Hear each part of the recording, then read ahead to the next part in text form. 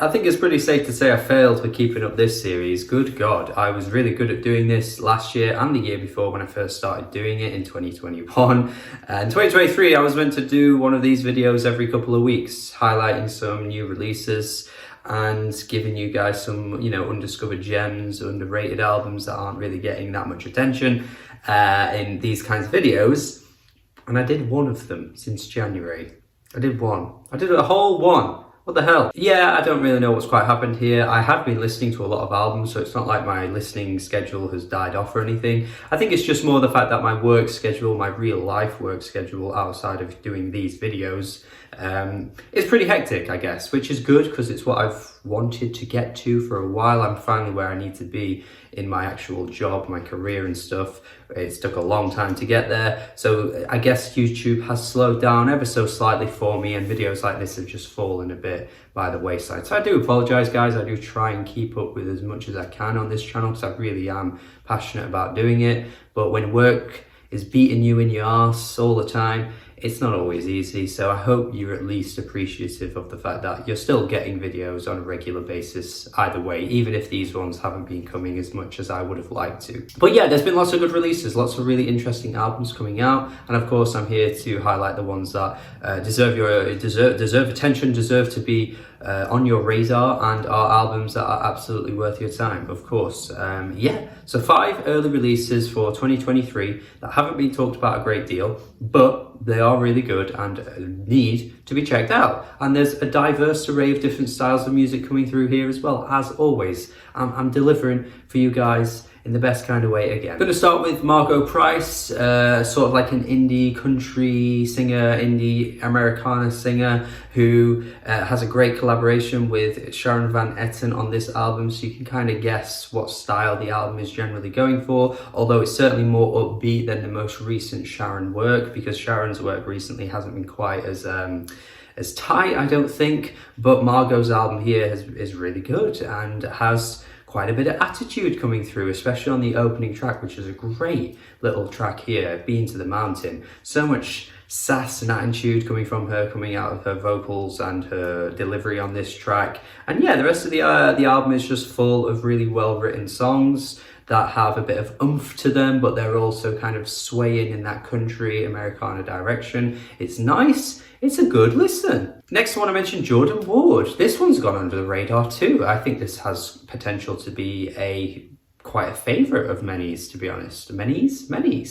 We'll go with many's. That's not a word, but we'll go with it. And yeah, I actually really like what he's going for in this album. I don't think every track quite comes together, and I think there was potential for this to be an excellent album from start to end, especially when you get to Fam Jam 4000, which my friends, that is a great little jam right there. That's one of my favourite tunes of the year so far. I've been listening to that so much recently. Really good song. And yeah, I don't know if every track quite delivers on that level, but you still get that kind of Smino, Masego feel to some of these tracks, that kind of like chilled out, fun, easy breezy approach to pop and hip hop kind of fused together. R&B as well coming through as well. So yeah, if you like anything that Smino or Masego have done, I think Jordan Ward could definitely slip into that kind of category. Steve Lacy too.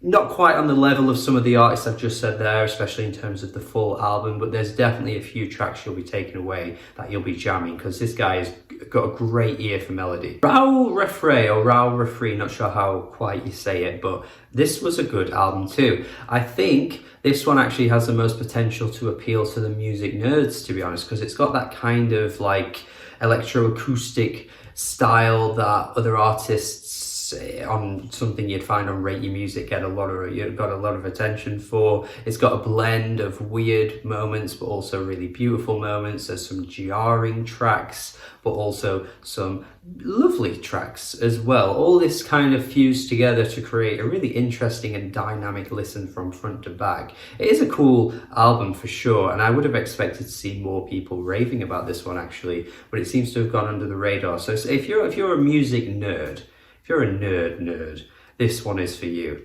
Maxo broke onto the scene a few years ago in 2019 with a really good release. I don't think this one's quite as good as that one, but I do think it's certainly worth your time. I feel as though Maxo on this album is still dibble-dabbling in that kind of like abstract hip-hop sound, while also trying to have a bit more of a jazzy soul pop feel to his stuff. That I think comes together quite nicely. I think he's definitely, worthy of being in the conversation with artists like Mavi, for example, or Mike. He's not quite as lo-fi as those guys, but it's certainly an album that is kind of shooting for a similar style, and it works out really well for him. Really like the album artwork on this one as well. I think that's a really impressive album artwork cover.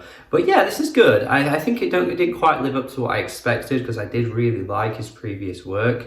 But for what it is, this is a good release. And finally, I want to end with Tennis. This is my 5th pick here for an early release this year that's gone a bit under the radar. But even without that, I think Tennis are a really good act and just good vibes. Just good vibes. Tennis is good vibes. They have a nice knack for a sophisticated pop tune, while also bringing in the synth pop as well. There's a delicacy to how they approach their music. It's not in your face. It's not like shooting right in your face, which sounds really wrong. I should not have said that at all. But even still, I think what they do is really nice and just laid back, chill, and also catchy. It's also really catchy. Like, this is a catchy album, and their other album was really much like this as well. So yeah, I'm impressed with Tennis. I think what they do is good. There's a place for this kind of music, and yeah, that's my last pick for this video. So there you have it. We have 5 early releases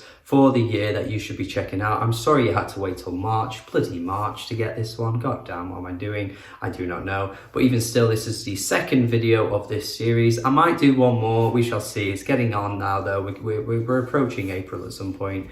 I don't know if it's worth doing another one of these, but maybe just to give you a 3rd video, because then at least by then you'd have 15 albums that I have pointed you to. But yeah, you've had 5 in the first one, 5 in this one. There you go, you've got 10 so far. Let me know any albums I've missed off that I should be checking out and maybe even potentially reviewing, because I will say, maybe 2023 slowed down a bit for great releases, so I'd love to see some recommendations from you guys for me to be checking out, because I'm sure there's some out there that I've been missing that will definitely be up my alley, and I'll be giving rave reviews too, so please hit me in the comments. Tell me your thoughts on these albums if you have any thoughts as well. Have a good day, subscribe, check out my Patreon, and goodbye.